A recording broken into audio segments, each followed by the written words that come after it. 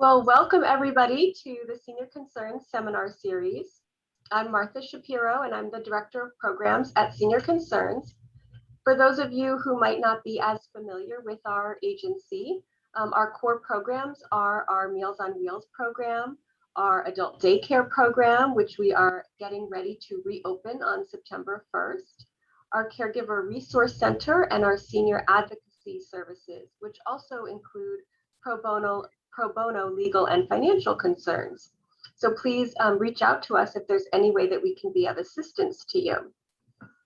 So we're excited today as part of our educational seminar series to present this presentation called Understanding Wildfire and How to Prepare Your Home.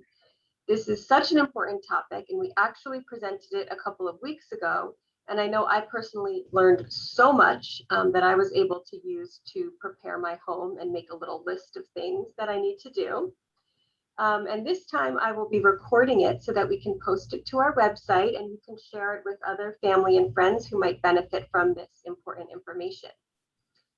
Before we get started, I just want to mention that we are providing this in webinar mode today. So that means that as the audience, you are in listen-only mode. So we can't see or hear you, but you can still communicate with us. If you move your cursor on the screen, you should be able to see a Q&A box and also a little chat box. So if you have any questions or the audio or something's off, then please chat to me so that I can try to fix it or troubleshoot. And if you have questions for our presenter, you can write those into the Q&A box. And then at the end of her presentation, I will make sure that we get to address anything that was in the Q&A.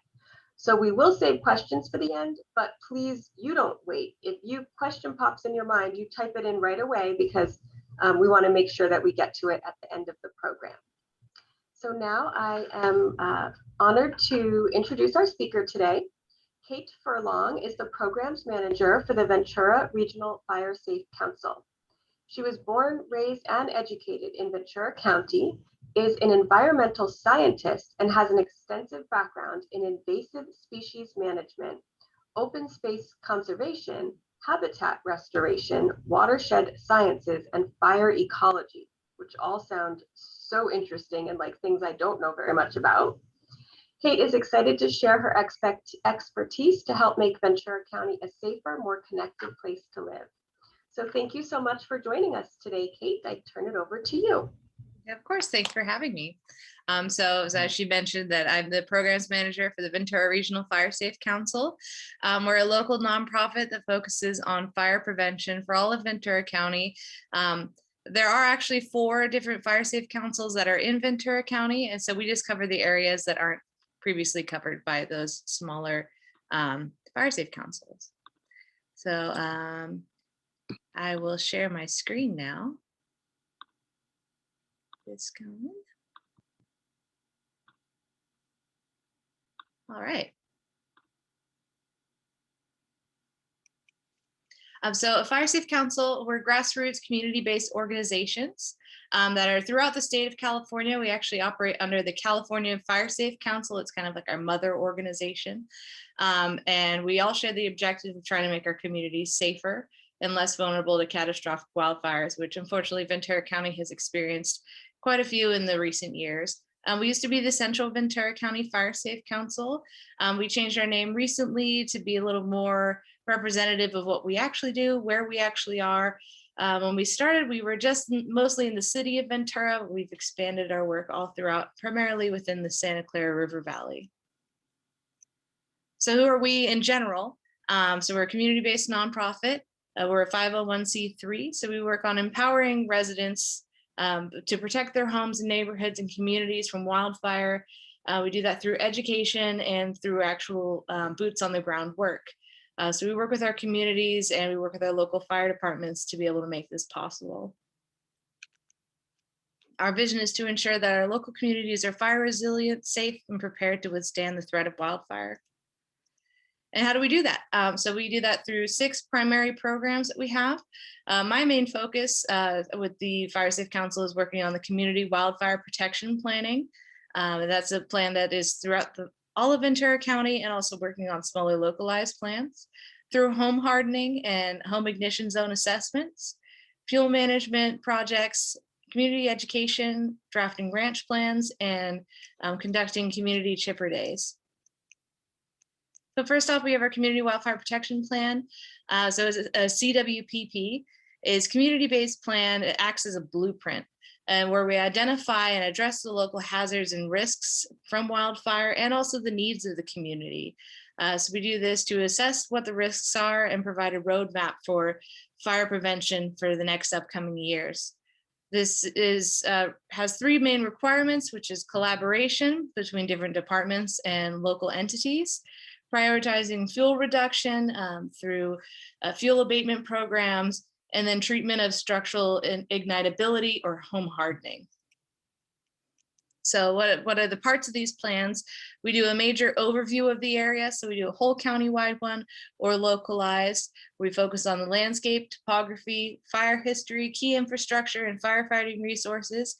And then we focus on structural hardening, defensible space, fuels treatment, and evacuation plannings based on the priorities, what has already been completed based on those things, what are ongoing projects, and what are things that we would love to do or what we're planning on doing to meet all those four requirements.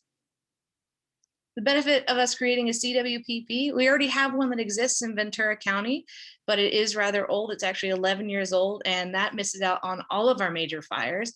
So the whole climate of Ventura County has entirely changed since then. How we react has changed. We've learned so much. So we're trying to make sure that we update that. Through this update, it'll also open us up to a lot of different funding opportunities to be able to implement these plans. So we can help funnel money from the state through grants to then provide to either local communities or directly to fire departments to be able to help make our neighborhoods safer. It helps form more of a relationship with the fire departments versus just connecting with them when there's actually an emergency, and other resource management agencies that will be tasked with doing this kind of work. So then we're all more connected with one another. And it encourages people to think about fire before a fire actually happens. And I thank all of you for being on this presentation or listening to later, because we're thinking about things before it gets super scary. Fires are terrifying, right? But there are ways to live with it. We do live in the state of California, which is prone to fires, and it is within the natural habitat to have fires through here, though they are more extreme and more frequent than they have ever been historically. So we need to adapt as well. So thinking about fire before there's a fire is really important. And also, we're focusing on these fuel reduction projects that will receive the priority at creating defensible space around neighborhoods, things like that, because that is proven to have the greatest impact. It also will help us gain access to more networks, will enhance the stewardship and community buy-in for a lot of these projects, and people actually know what's going on, and it also will facilitate more learning. So what's home hardening? Oh, sorry. Home hardening is that structural ignitability. So this is one of our major programs. This is my main topic I'm going to be talking about today. And this is everything that you can do from working from the inside out of your home to try to make it as safe or as fire safe as possible. So it's been proven that most of the fires and most of the structures that are lost during a fire event actually don't happen from the fire front coming directly to your home, which is where that defensible space comes into mind. You want to keep the vegetation away from the household. But these are some other tips that you can do to help prevent when an ember actually lands. So in these major fires that we've had recently, it's been wind driven, extreme winds during the Thomas fire and during the Woolsey. So we want to try to figure out ways that we can help make our houses safer, our homes safer during an ember storm event, which are very likely. So we have three different ranges around the home. We have this immediate zone in red, which is this 5 foot out from the house in this left corner. And then we have the intermediate zone, which is 5 to 30 feet. And then we have from 30 to 100 feet. So these are different levels of what you think about when you're working on your plan, when you're assessing your home. This immediate zone is obviously the one that you want to spend the most attention on. It is where the direct home is and what is adjacent to try to prevent these fires. Some things that we want to think about are our furniture that's around, all the auxiliary things that we like to keep around our home.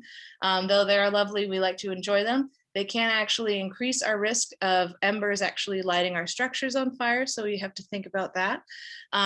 Stacking wood piles against the side of a home, though it is convenient for when we like to have fires and if it's raining, we highly recommend moving that away from the home, because you're just leaving flammable material directly next to a flammable structure.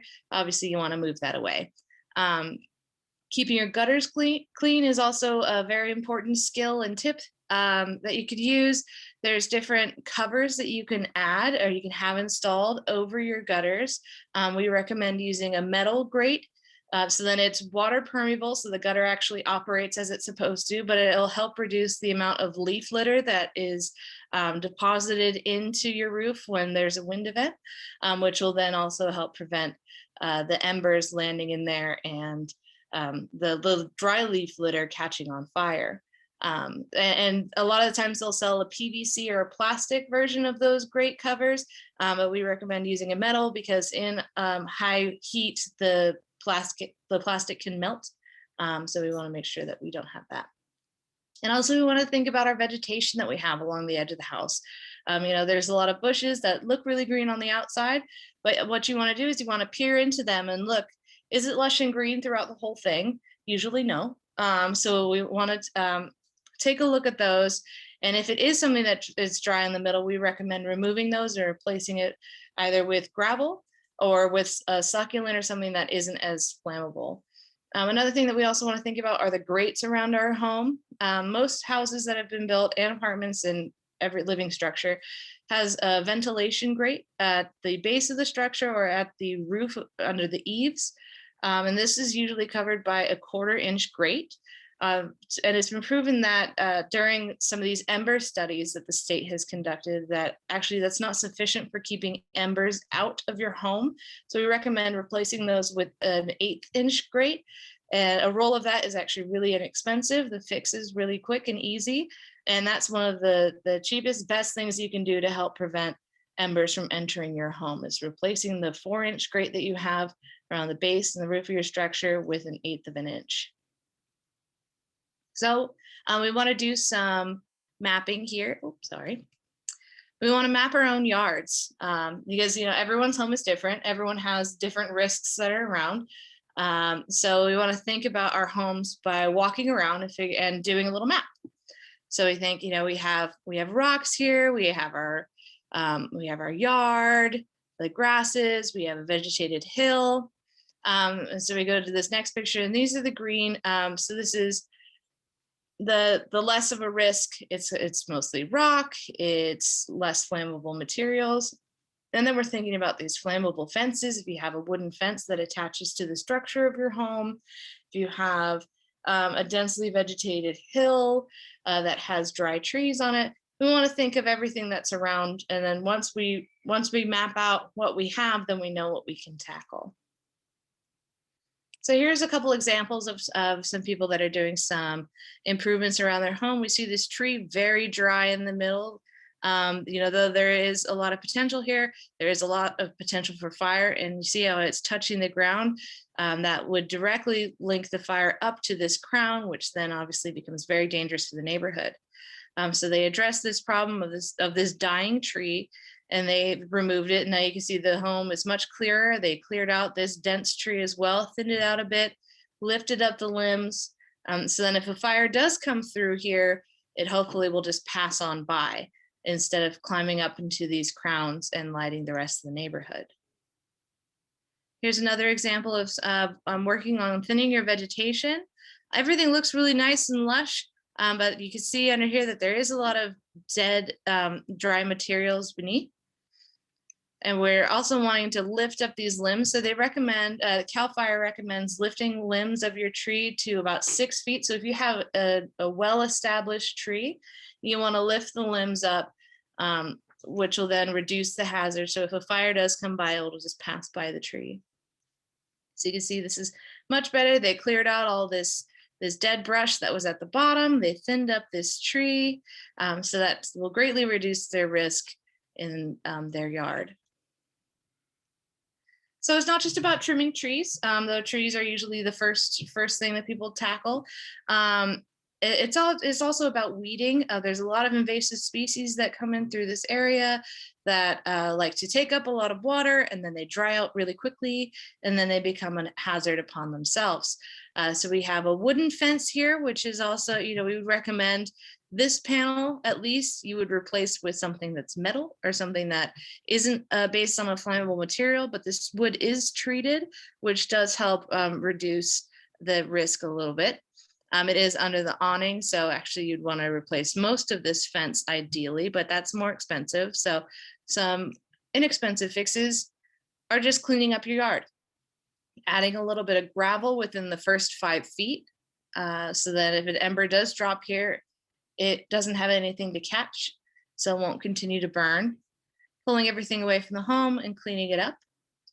Railroad ties are great. A lot of people use them during in their renovations for their yard, but they are actually incredibly flammable. They've been treated with creosote, which is a toxic material that helps preserve the wood.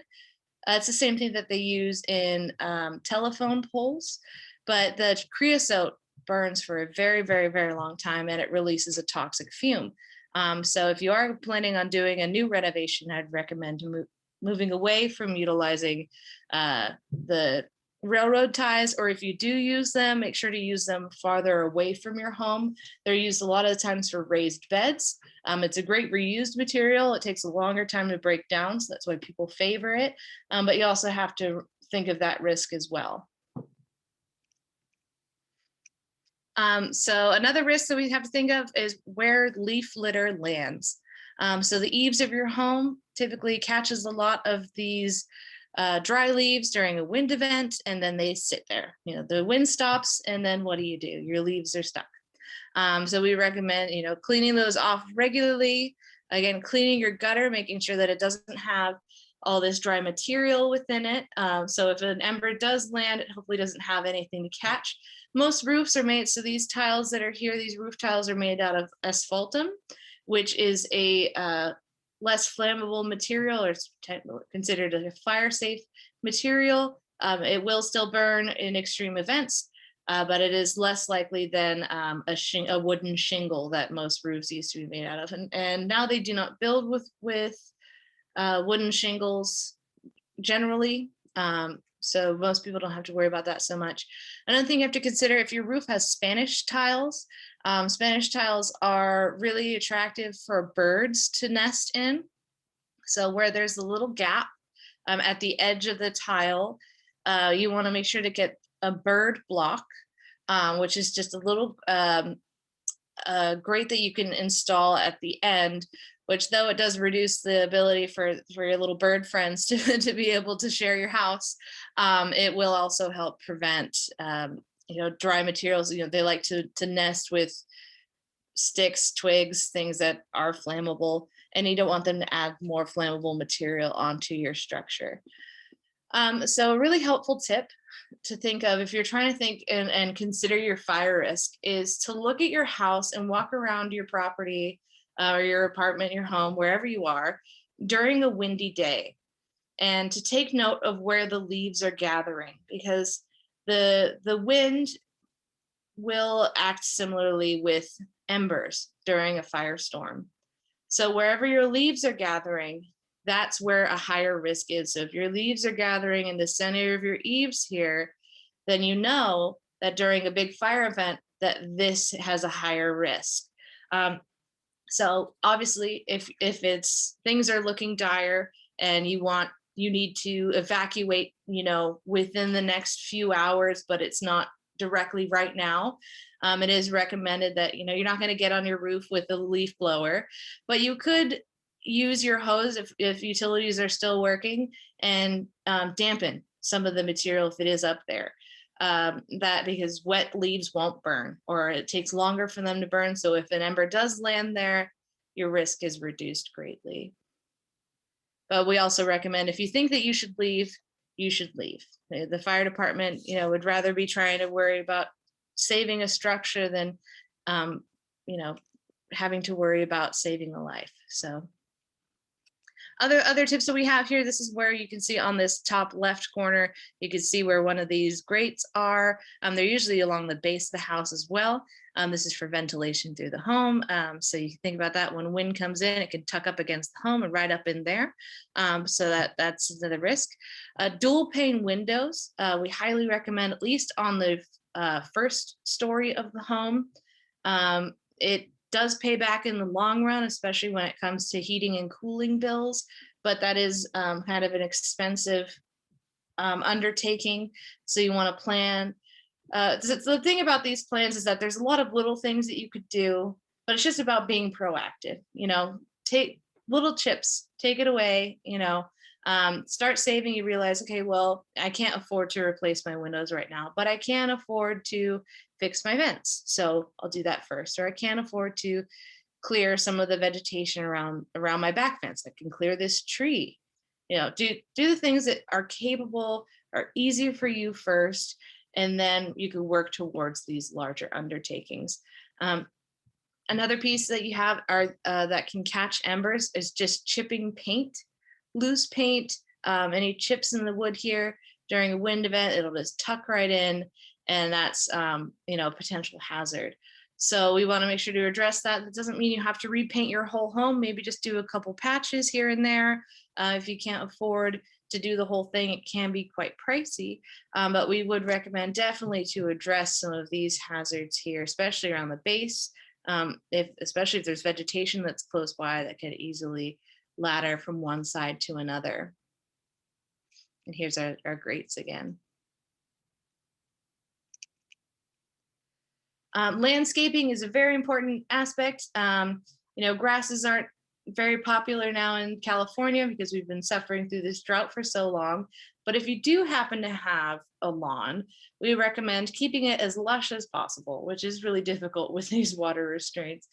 So if you don't want to spend all that money on keeping a lawn green, and if you haven't replaced it with AstroTurf, we would recommend to replace it with a native pollinator garden, especially. That's my favorite, because it has all the pretty flowers. It helps as many animals and bugs as possible, and it also doesn't take a lot of water, and it's fire and drought tolerant and resistant. So a lot of wins, a lot of positives. It's a little bit of an investment at the beginning, but then you pretty much set it and forget it. So we want to make sure that we're planting properly. We are planning ahead, looking at, is it something that is going to be negatively impacting my neighbors? A lot of people don't think of that when they're going to the garden store. When they're going to Lowe's and they're looking at plants, they're not thinking, oh, is this thing going to spread seeds, and is my neighbor going to be covered in these plants later? So that's something that's also really important to think about. Spacing, you want to make sure shrubs are away from the home. Here's a little detail about tree spacing. A lot of us don't have an option to choose where trees are planted, especially because most of our trees are well established. But as we're maintaining these trees, if we do have an option, if they're not a protected species, we can work on thinning out these canopies, keeping them separate. So the closer they are to the home, you want to keep them further apart. If they're further away from your home, 60 to 100 feet, they can be closer. So you just want to give yourself some room. And you want to make sure that this intermediate and this direct zone is clear or is more spread out than once you go to your extended zone of your house around in the ignition zone, to make sure that if there is an ember storm, that it will stay back there if it even catches this way. A lot of it's also just maintaining, raking your yard regularly, cleaning up dead leaf litter. I know it's really popular to use wood mulch. I used it all the time when I was building a lot of gardens. And it's a great material, but you also have to consider that it is also flammable. So when it comes to going within this direct zone around the home, we recommend do not use any wood chips whatsoever, but just using a gravel mulch instead. So utilizing rock.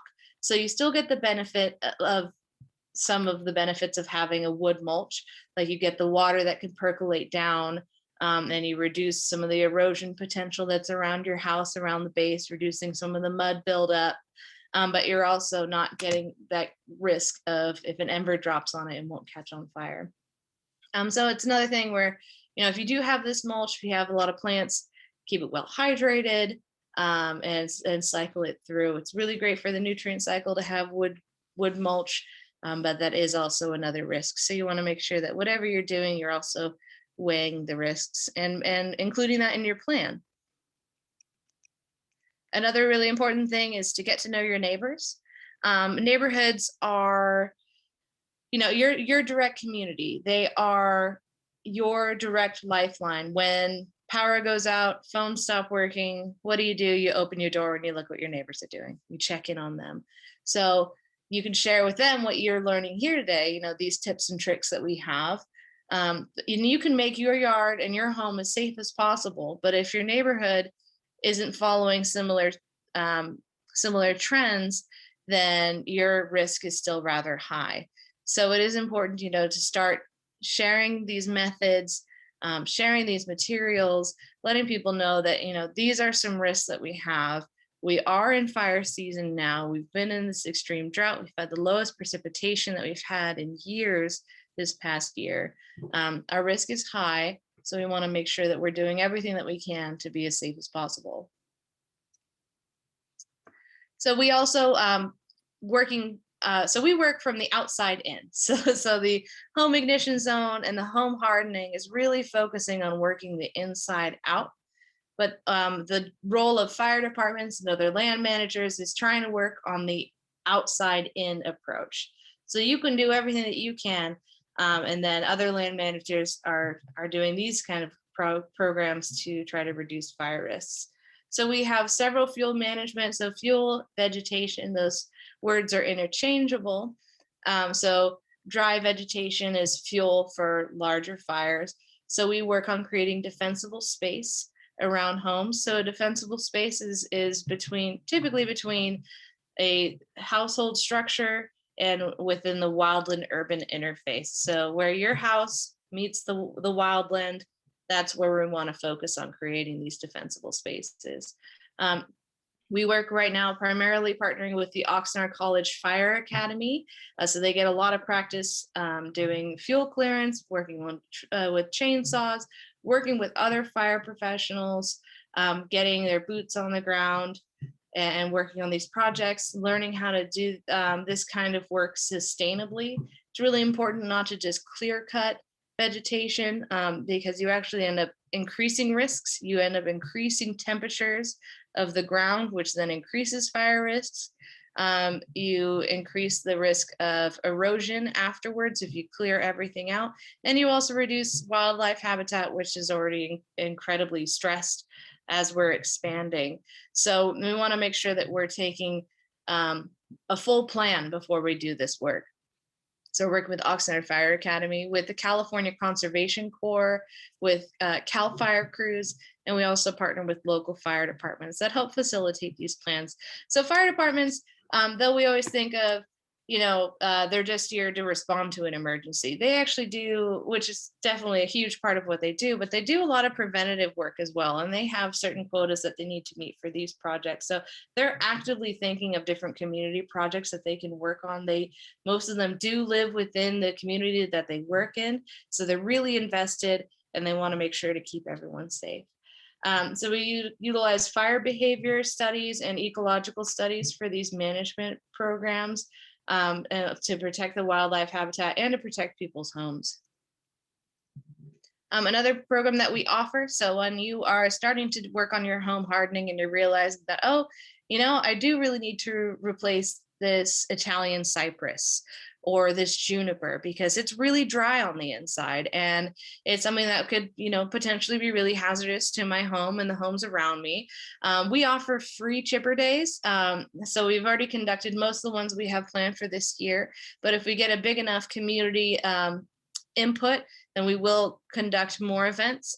But this is where we work on vegetation management with homeowners or renters to help reduce the flammable fuel load or vegetation load around homes, and increase the weed abatement activities. So most people, that you get the notice from Ventura County Fire that says, you need to clear, all the vegetation within 100 feet of your home or thin it out. We're here for that. We're here to help. We partner with CAL FIRE and with private organizations as well. We get funding from grants to be able to provide a chipper and a crew. So we have drop-off events where we just station somewhere, usually at a park, where the community can then come and bring their trucks loaded up like we have in the corner here with all this dead material. And then we put it through a wood chipper. And then we usually try to partner with local parks and the Parks and Recs department, and they can utilize the wood chips that we then create at these events to then help maintain parks. So we're kind of, working for something that would have become trash to then make it something that's useful. Our grants allow us to be able to do this, but we also are able to operate thanks to generous donations from the community and sponsorships, which is something that we're also trying to work on, as well as having sponsors for these programs. So another program that I mentioned earlier is working on a ranch plan. So this is kind of like the plan that I was discussing earlier, where you go and you walk around your home and you kind of map where everything is to address your issues. A ranch plan is utilized by firefighting professionals to then know critical information about a specific property. Ranches are typically along the wildland urban interface, along the edges of these towns. So fire professionals usually need to gain access to these properties to then be able to slow or stop the fire front before it reaches urban areas. And to be able to do that, they need to know where to go.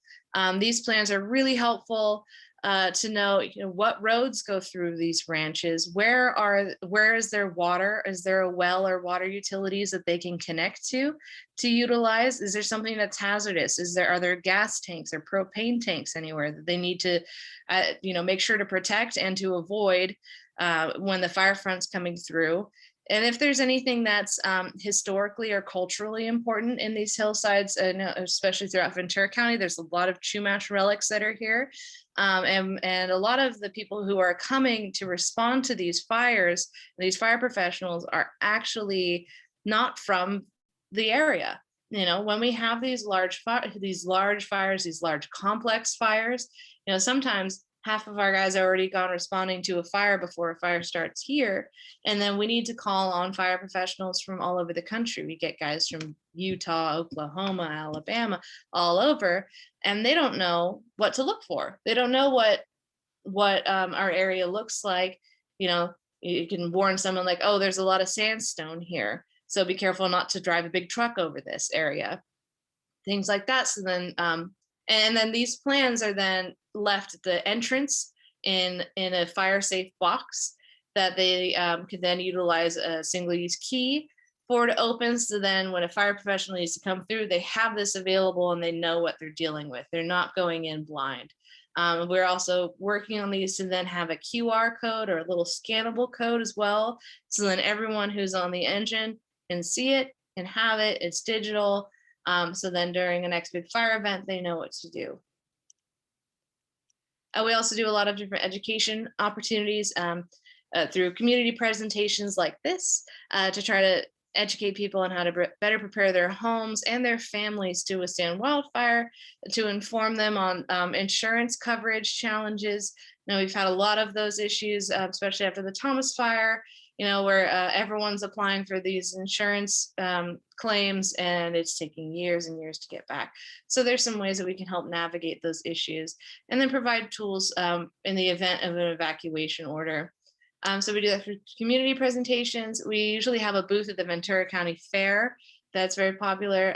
We work at street fairs as well. And we've also been working a lot on our social media, connecting with other fire professionals and trying to share regularly through our Facebook and Instagram to try to connect more people to information, and through webinars. We're also working on expanding our efforts. I work a lot with other groups to try to increase the equity and inclusion through our partnerships. So that's making sure that our education materials are also in Spanish, trying to expand the communication that way. Working with local interpreters through the Promotoras and Promotoras Foundation. This is a group that we have here that helped us out. We're reaching out to farm workers or agricultural workers that live in Peru that are primarily Spanish speaking.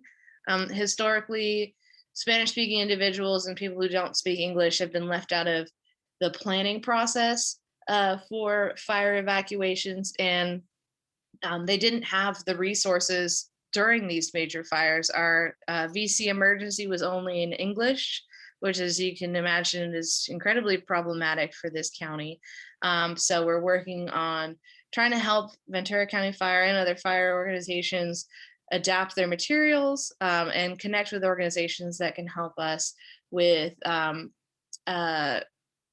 translation. So we're working with the Mixteco organization to work on translations for people who speak Mixteco and Oaxacan and all sorts of different dialects of Spanish.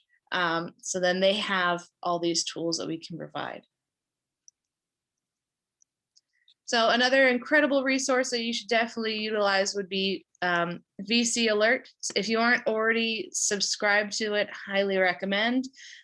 This is, you just go online and you enter in your phone number, and then whenever the county sends out an emergency alert, you get a direct text message, which is now in English and Spanish, to let you know when you need to evacuate.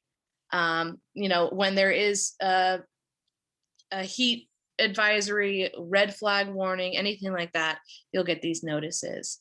So the Ready, Set, Go program is something that Ventura County Fire developed, and it's now being used nationally, which is pretty incredible. Ventura County has been very progressive with a lot of our programs, and it's being utilized everywhere. So the Ready is to be ready with your preparedness and understanding, what do you need? Set is to be aware of your situational awareness when fire is threatening, to know, is it just an advised warning? Are you in a high risk area? What's the wind direction? Things like that. And go, being ready to go, because when firefighters get there, you want to be gone. You don't want to be around.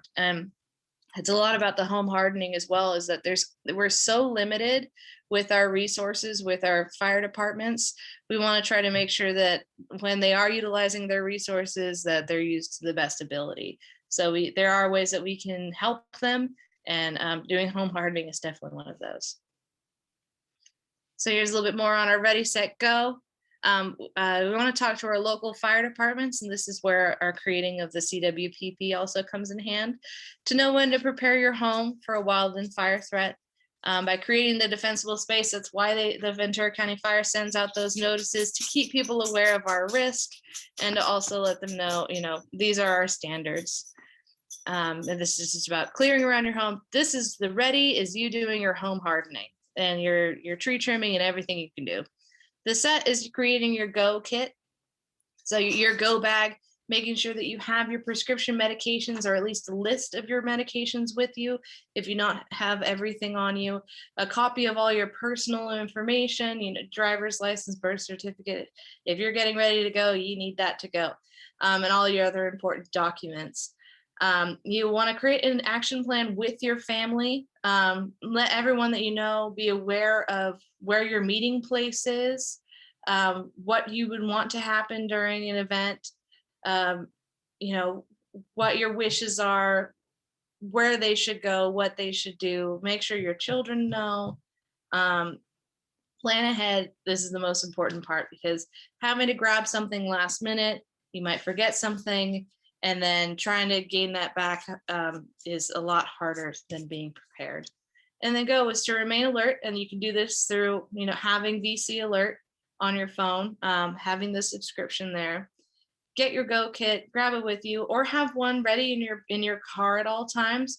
You need to make sure to check it and cycle out, because the water bottles can go bad, and dry food can also go bad at certain points, or canned food. But you want to make sure that you're regularly ready. Have it when the risk isn't high. Get it ready when the risk isn't high. So then when your thinking is clear, you know what you're doing. It is way easier to do before you have to rush. And so we also we'll be providing you with copies of the Ready, Set, Go plan, and also the Ventura County Emergency Preparedness Guide, and also with a really helpful pamphlet that's on reducing wildfire risks, that is from the National Fire Association that goes pretty much over all of these tips for home hardening with detailed illustrations as well. I would also recommend that you go to Listos, California, Listos, California.org. So Listos is ready in Spanish, and they have incredible step-by-step preparedness tools and different documentation that you can go through. You know exactly what you need to do. If you are planning to evacuate, you have a go bag, or if you are in a situation where you are locked down, where you have your stay box prepared as well. You know how much water you need for each individual, how much food is required for each individual, clothing, everything like that has solid breakdowns there. Highly, highly, highly recommend visiting that and working with that with your family. You know, be prepared together. Yeah, and so we have other options. So if you want to be more fire safe and you want to help keep your community safe, you can do that by helping us as an organization. We are a 501c3. I have to do the shameless plug. So we rely on our grant funding to be able to do a lot of this work, but our grant funding is very limited. So we rely on community donations as well.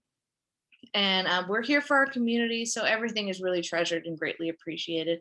And we want to make sure that you keep in touch with us. So make sure to visit our website or check out our social medias as well to keep up to date.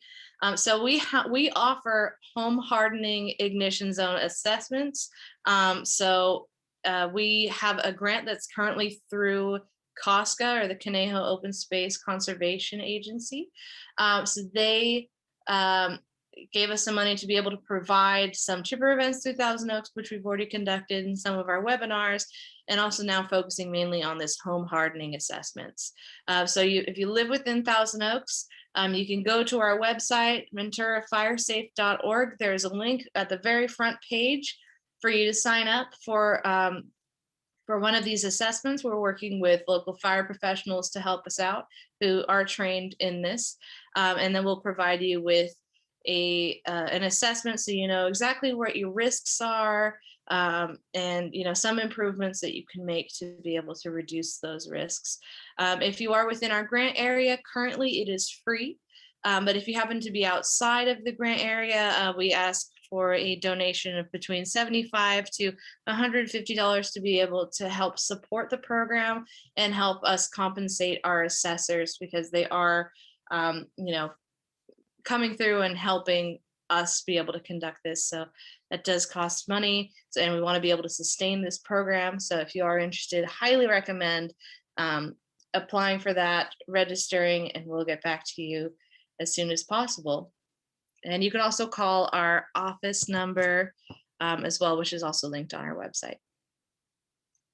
So yeah, does anyone have any questions? I'll stop sharing my screen, or we'll see. Stop share. All right. Okay, thank you so much. That was so helpful. Oh, of course. I think what I need to do. Nope, I didn't want to do that. I'm sorry. Now everybody can only see me. Hold on. Okay, now we're both there, hopefully. Thank you. That was so helpful. And having just heard this presentation, there was even other tidbits in here. And so there's always something that gets you thinking, because I think there's always more that we can do. I know at my home, we had a power outage this week, and so we had to revert to our bottled water and realized that we were very low on bottled water. So it is definitely time to restock. We do have a couple questions. That's what's really important, about having these conversations, especially about talking to your neighbors, because they might, also have a wealth of knowledge about these things, and, getting the conversations going, because some people have more expertise in other fields, and, it's just getting the conversation and realizing like, yeah, oh, I need to replace my water bottles now. Like that's something to think about. Absolutely. All right. And sometimes it can be uncomfortable to talk to neighbors if you have a concern. But a few years back, the neighbors behind us, they had, so many trees. And so it was constantly shedding those dry pine needles, and they didn't maintain their yard at all. And so it was just piling up, and we were really concerned about it. And so we did go and talked to them about it, and they had it cleared out. I mean, it just took that little push for somebody to mention it to them, and Mhm. we were nervous about it, but it had a really good outcome, and there was no issues. So you never know, and you got to speak up, because it's worse to not speak up and then risk something happening. Absolutely. So we have a couple questions. One is, do you recommend the companies that offer to use some sort of fire protective paint for stucco and siding? So we don't have any direct companies that we work with, and due to liabilities, we don't recommend direct companies. But there are of it. I can try to look up if the county does recommend any specific brands for stucco and paint. But most of it is just maintaining. Just making sure that the paint isn't chipping. Because most paint, if there's direct heat adjacent to it, it's going to bubble, it's going to burn off, peel off the wood.